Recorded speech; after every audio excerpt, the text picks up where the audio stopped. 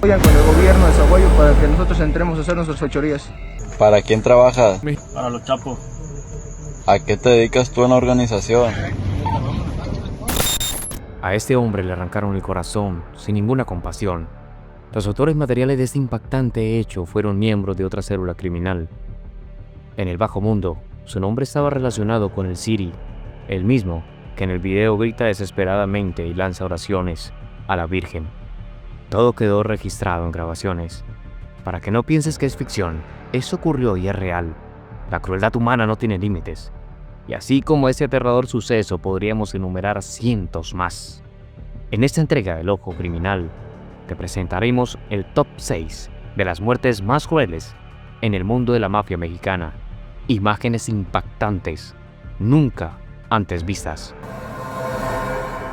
Bienvenidos a un nuevo video. Si te entretiene este tipo de contenido, no olvides suscribirte, no tiene ningún costo.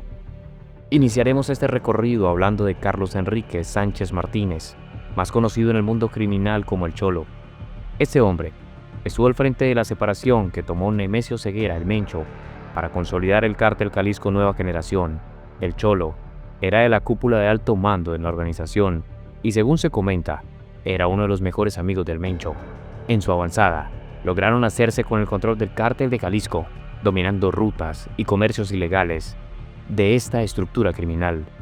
Pero el Cholo notó que quien se posicionó como jefe supremo de esta organización fue su gran amigo, y poco a poco la sed de poder terminaría fragmentando la amistad.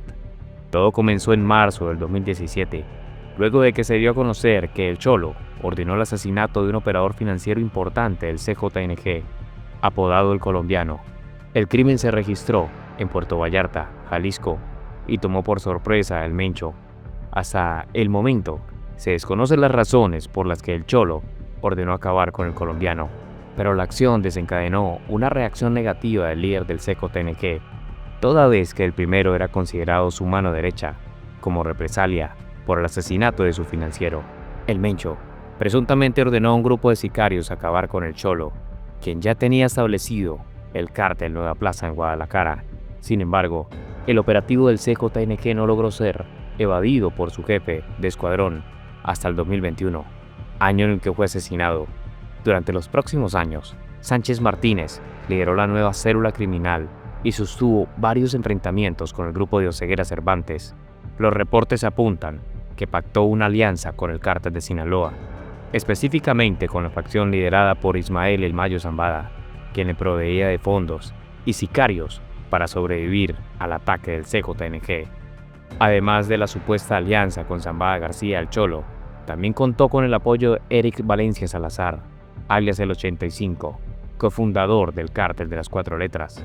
Valencia Salazar también fue considerado uno de los hombres más cercanos de Oseguera Cervantes, pero tras su detención registrada el 12 de marzo del 2012, su relación no volvió a ser la de antes.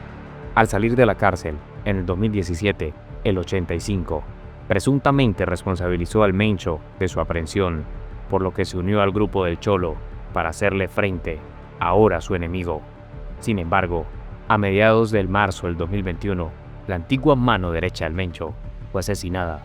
El 18 de aquel mes, el cuerpo del Cholo apareció en plaza pública del municipio de Tlaquepaque, Jalisco, envuelto en bolsas de plástico, junto a un narcomensaje. Mi nombre es Carlos Enrique Sánchez Martínez, alias El Cholo, originario de Guadalajara, Jalisco. Los pocos, muchos que sean los que quieren apoyarme, déjense de cosas y dedíquense a la familia mejor, como que veo yo.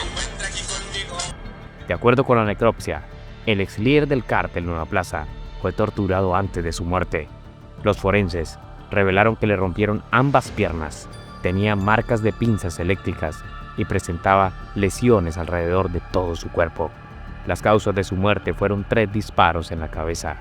La Fiscalía de Jalisco finalmente confirmó que se trataba del Cholo, pues el CJNG les había hecho llegar un video en donde el hombre confesó varios crímenes antes de ser torturado y asesinado. Número 2.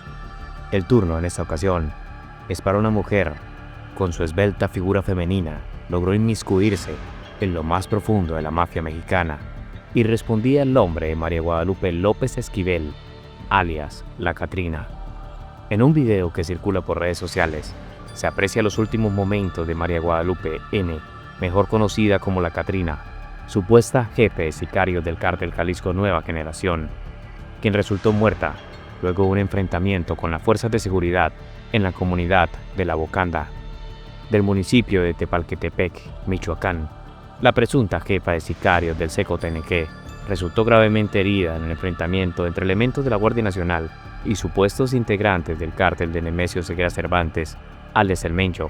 De acuerdo con los reportes, la mujer se encontraba en una casa de seguridad de efectivos de la Secretaría de Seguridad Pública, Guardia Nacional y militares. Se disponía a desmantelar luego de una llamada anónima que avisaban de hombres armados.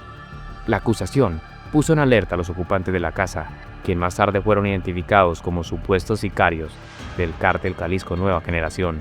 Entonces los criminales comenzaron la refriega contra los agentes.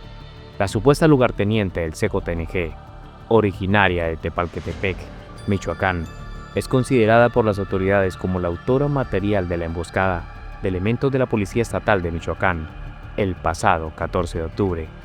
María fue enviada por Miguel Fernández, alias el M2 El Aguaje, con la misión de asesinar a los policías y dejar las narcomantas en las que se adjudicaban el crimen. En una grabación filtrada se escucha al M2 girar instrucciones a La Catrina, quien se aseguraba que la misión se llevaría a cabo según sus órdenes. Ya se están haciendo responsable de lo que les dije. Se escucha decir al M2 en la grabación: sí, comando, nomás se nos ponchó una llanta. Le responde La Catrina. María Esquivel formaba parte de la red de mujeres sicarias del CECOTNG, las cuales se caracterizaban por ser jóvenes y atractivas para engañar a los adversarios. Pesquisas policiales lograron detener a 7 supuestos sicarios del cártel Jalisco Nueva Generación que operaban en el municipio de Tepalquetepec, Michoacán. La captura ocurrió un viernes, cuando elementos de la Policía Estatal, Guardia Nacional y militares atendían una denuncia ciudadana que alertaban sobre la presencia de personas armadas en un determinado domicilio de la comunidad La Bocanda. De inmediato, los efectivos se trasladaron a la vivienda, donde implementaron un cerco de seguridad que permitió detener a 7 sicarios en posesión de 10 armas de fuego y 461 cartuchos útiles, informó la Secretaría de Seguridad Pública de la entidad. Durante la acción, se registró un enfrentamiento entre criminales y elementos de seguridad, dejando como saldo una mujer muerta. Tranquila, mija, ya viene el helicóptero por ti. Ya viene el helicóptero. Tranquila, hija, tranquila. Vas a estar bien. Trata de aguantar, A quien más tarde identificarían como María Guadalupe López Esquivel, sí, La Catrina, la lugarteniente del CECOTNG y la que era señalada como la presunta responsable de la emboscada a policías estatales en Aguililla ese 14 de octubre. Antes de la agresión, la célula criminal bloqueó con un camión la carretera de Afganistán a Aguililla para impedir la circulación de los agentes. María Guadalupe murió en un hospital a consecuencia de un shock hipovolémico por un impacto de bala en el cuello, según los reportes. Número 3. En este lugar nos trasladaremos al estado de Sinaloa. Específicamente te hablaremos de Iván Aceverre, conocido como El Güero. De este hombre se dice que es primo de los Chapitos y cumplía funciones importantes dentro de esta facción criminal, pero su triste final llegó de una manera muy macabra, y es que los chapos, ratas, no que el gobierno está de su lado, se leía en una cartulina dejada en la entrada del Parque 87. El papel blanco estaba sujetado con cinta canela a una hielera envuelta en cual regalo.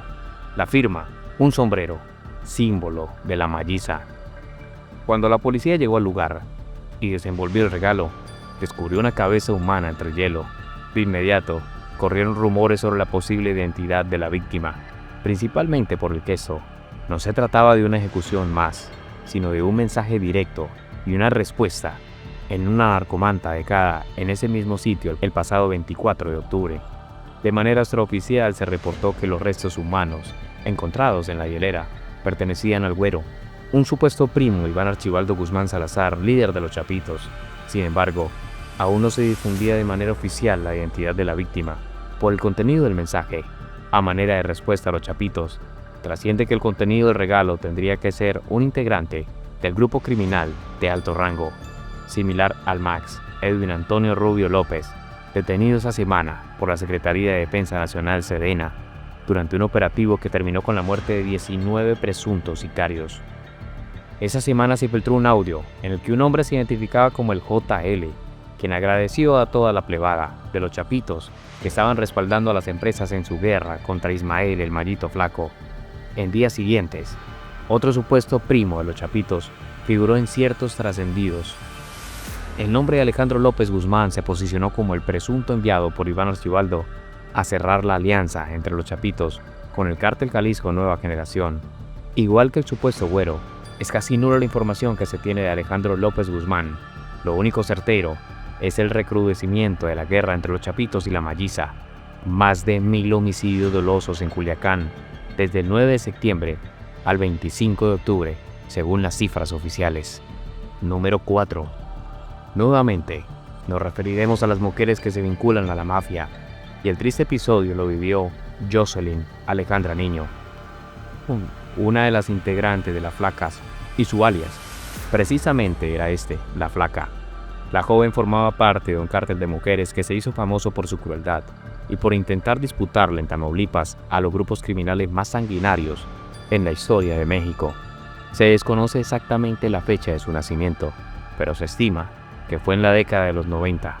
La Flaca, en el 2015, mostró una de las peores caras del narcotráfico, luego de ser ejecutada y descuartizada. El cuerpo de la Flaca, como también se le conocía, fue encontrado cortado en pedacitos adentro de una hielera abandonada en el puente fronterizo entre Matamoros, Tamaulipas en México, y Brownsville, Texas, Estados Unidos. En el lugar también se encontró otra mujer descuartizada y un hombre decapitado. Las Flacas fueron un cártel de jóvenes sicarias físicamente muy parecidas, que operaban de manera independiente y que trabajaban para distintas organizaciones criminales para asesinar rivales. Operaban principalmente en la zona norte de México, en estados como Baja California, Nuevo León, Sonora y Tamaulipas. Eran conocidas por ser jóvenes, delgadas, que usaban chalecos antibalas, cadenas de oro, colgando sobre el cuello, cabello peinado hacia atrás y lentes de sol sobre su cabeza. Su apariencia casi infantil y su juventud las ayudaba a pasar desapercibidas ante sus víctimas. Jocelyn operaba en la zona de Tamaulipas, trabajaba principalmente para el Cártel del Golfo. Se le conoce como la Flaca, no solo por el nombre de su organización, sino también porque su delgadez se asemejaba a la Santa Muerte, una figura a quien se le rinde culto por parte de los narcotraficantes, ladrones, policías y la población en general, quienes siempre están en un riesgo constante de morir. Las pocas imágenes que se conocen de ella aparecieron en el 2015 en redes sociales y estas sirvieron para sus rivales que la identificaron. En las fotografías aparecía sosteniendo armas de fuego de grueso calibre. Las fotografías habían sido filtradas por el grupo del Cártel del Golfo llamado Los Ciclones, quienes buscaban publicar la mayor cantidad de imágenes de sus rivales para que la policía los identificara y los pudieran atrapar.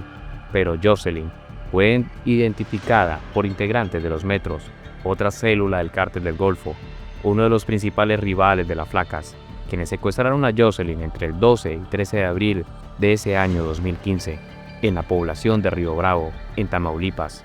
Un día después, el 14 de abril, apareció descuartizada en la hielera.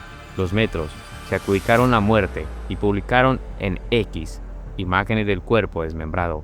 En un pedazo de brazo se observaba un tatuaje con la palabra niño, uno de los apellidos. El parte médico reveló que la joven había sido ejecutada de un tiro en la cabeza, después desmembrada y congelada. Al momento de su asesinato, tenía entre 18 y 22 años. Además de Jocelyn, se identificaron a otras dos jóvenes como parte del cártel, una exoficial de policía del estado de Nuevo León de nombre Verónica Mireya Moreno Carreón, quien trabajaba para el cártel de los Zeta y que fue arrestada por marinos mientras conducía un automóvil robado. Otra de sus integrantes es Nancy Manrique Quintanar, también detenida, a quien se le atribuye haber participado en una docena de asesinatos. Desde el 2007, cuando el expresidente Felipe Calderón intensificó la guerra contra las drogas, ha habido un crecimiento fenomenal en asesinas o sicarias, que a menudo pueden operar más sigilosamente que sus homólogos masculinos. Advirtió en su momento un investigador de estudios religiosos de la Universidad de Virginia en los Estados Unidos. En un contexto de violencia generalizada, las mujeres ya no se conforman con ser las esposas de un narco o formar parte de una estructura de primera línea de un grupo criminal, y el llamado Cártel de las Flacas dejó al descubierto el nuevo papel que tiene en delincuencia organizada en México. Otros cárteles, como el del noroeste, ya tienen brazos armados integrados únicamente por mujeres, quienes realizan las mismas tareas que los sicarios hombres. Al igual que en el caso de los hombres, son reclutadas desde pequeñas o muy jóvenes, son entrenadas y al llegar a la mayoría de edad ya son capaces de realizar ejecuciones. Otras veces, trabajan de manera independiente, como el caso de las Flacas. Un caso reciente fue el de Esperanza N., detenida en julio pasado luego de haber ejecutado a 2 israelíes en un restaurante en Plaza Arts, en Ciudad de México. La mujer confesó ser sicaria y haber sido contratada por el cártel Jalisco Nueva Generación para ejecutar a los israelíes, quienes eran buscados también por la justicia en México y en su país de origen. Número 5. Sinaloa suele ser el epicentro de estos enfrentamientos violentos, y fue en Culiacán donde se puso fin a la vida de José Rodrigo Arechiga Gamboa, enigmático criminal conocido como el Chino Anthrax. Este hombre perteneció al círculo de mayor confianza del temido narcotraficante Ismael El Mayo Zambada. Se hizo famoso cuando logró infiltrarse en una fiesta de los Arellano Félix, del cártel de Tijuana, disfrazado de payaso. Una vez, dentro, se posicionó frente a Ramón Arellano Félix y lo asesinó. Este suceso conmocionó a la mafia a nivel mundial, y desde aquel 2013, José Rodrigo se volvió ampliamente reconocido, tanto entre los delincuentes como ante las autoridades.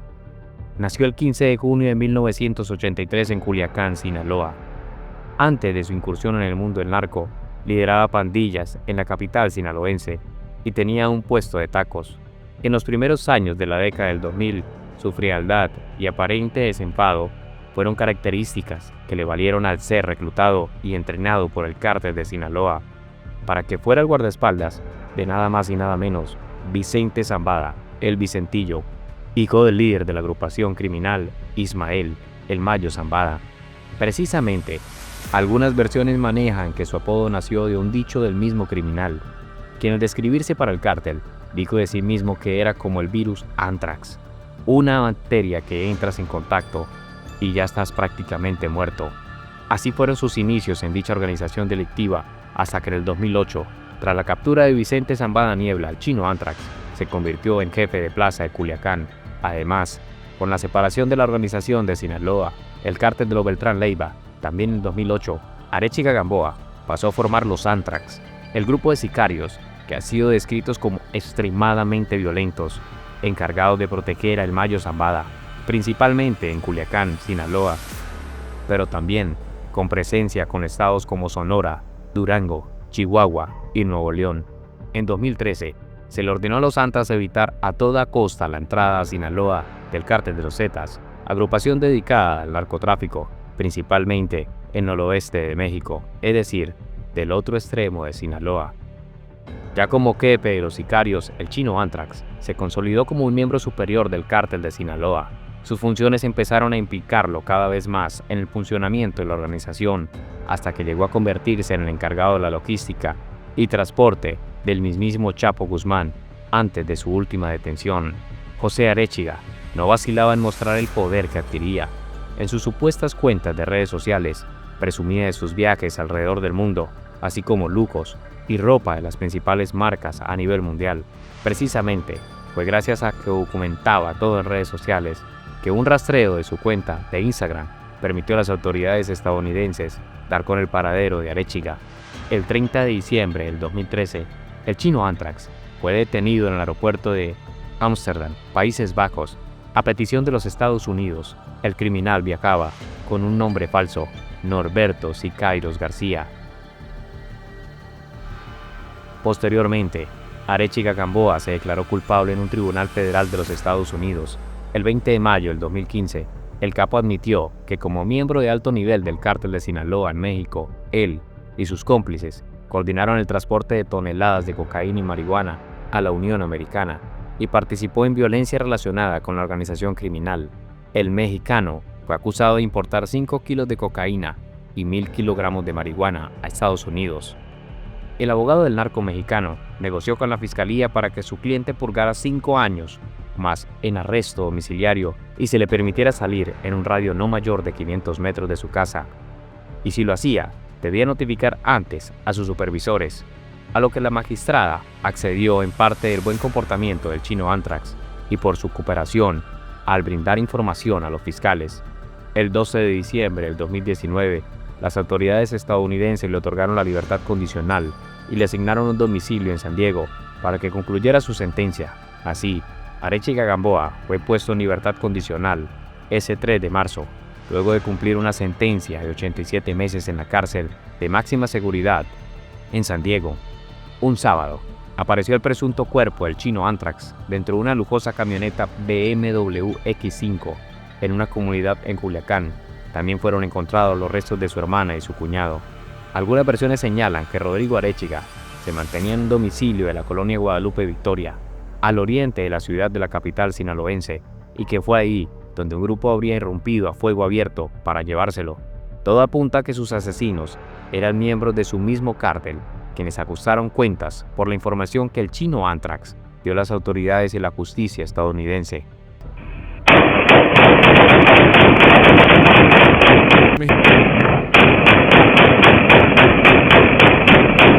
Federico Ábalos Sánchez. Mi apodo es Siri. Trabajo para el cartel Jalisco Nueva Generación. Número 6. Federico Ábalos Sánchez, más conocido en el grupo criminal como el Siri. A este hombre le arrancaron el corazón, aún estando con vida, y sus victimarios, ante el lente de las cámaras, decidieron comerse el miocardio como muestra de su crueldad, pues este criminal, que terminó protagonizando una de las muertes más violentas conocidas en la historia mexicana, se desempeñaba como miembro del CKNG. Fue un sicario del cártel Jalisco Nueva Generación, una de las organizaciones criminales más poderosas y violentas de México. Su trayectoria en el mundo del narcotráfico lo llevó a desempeñarse como vendedor de drogas y ejecutor de acciones violentas en nombre de esta organización.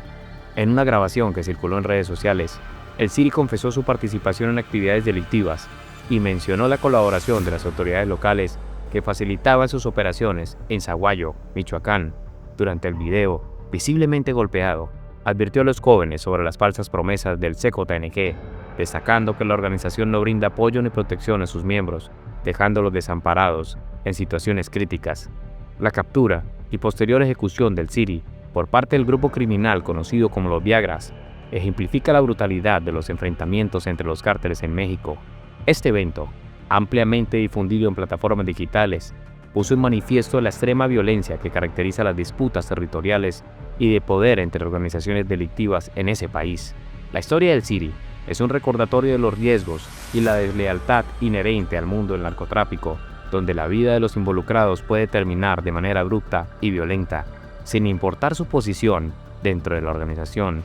En mayo del 2019, Federico Ábalos Sánchez fue capturado por los Viagras, quienes operaban en la misma región de Michoacán y han sido uno de los principales obstáculos del CKNG en su intento por controlar el estado.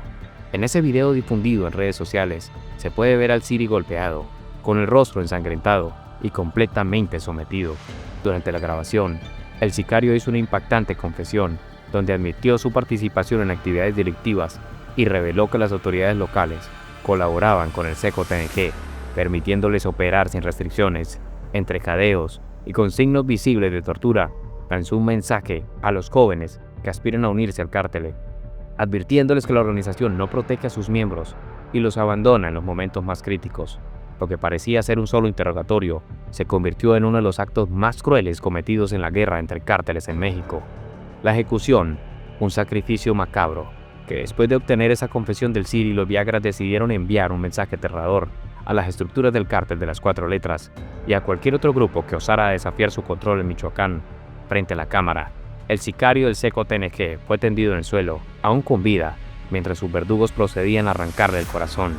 Las imágenes que se difundieron ampliamente en plataformas clandestinas y en redes sociales muestran la extrema brutalidad con la que fue asesinado. Con un cuchillo, uno de los sicarios Viagras abrió el pecho del Siri, extrajo su corazón palpitante y lo mostró a la cámara como un trofeo de guerra.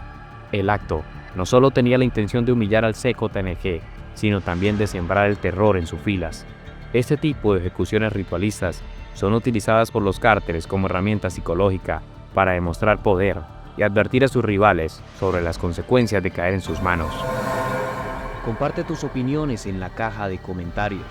Puedes darle like, suscribirte y activar la campana de notificaciones. Así no te perderás de los próximos videos. Nos vemos en el siguiente.